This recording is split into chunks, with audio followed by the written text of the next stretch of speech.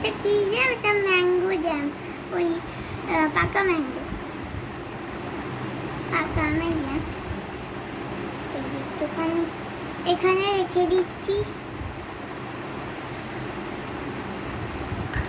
এই জ্যামটা একটু টক আছে, আর কাঁচা আমেরটা তো আরো টক।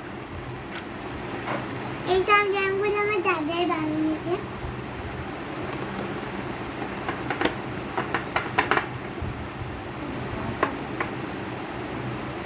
এইটা এইটা দাদা কিনেছে, এটা খুলছে না।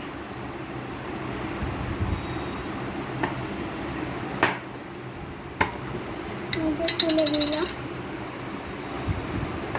এটা পাইনাপেলের জ্যাম, এটা আমি সাইড করে রাখছি।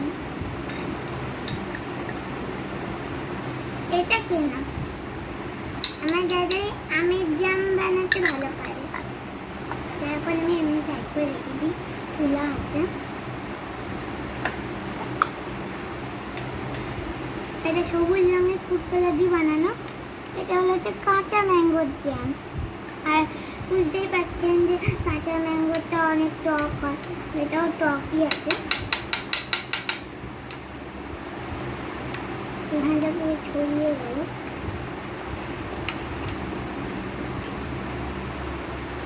বেশি নেব না, বিকজ টক জ্যাম বেশি ভালো হয় না।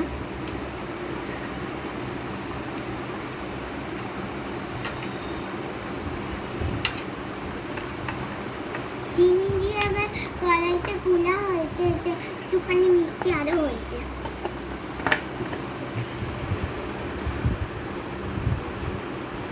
এবার সব জ্যাম আমি একটু করে টেস্ট করি।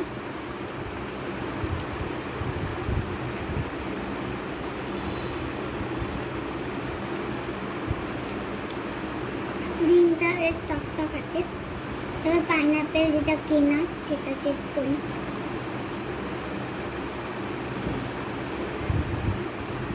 এটা পরিমাণ এটা মিষ্টি আছে। এটা কেনা না, কি জানো ড্রাগ না কি একটা আছে ওটা। এই যে পাইনাপেল জ্যাম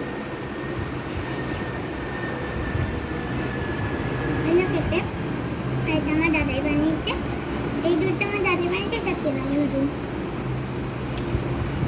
মিষ্টি মিষ্টি আছে, একটুখানি টক আছে হালকা, মানে মিষ্টি আছে, ভালো খেতে।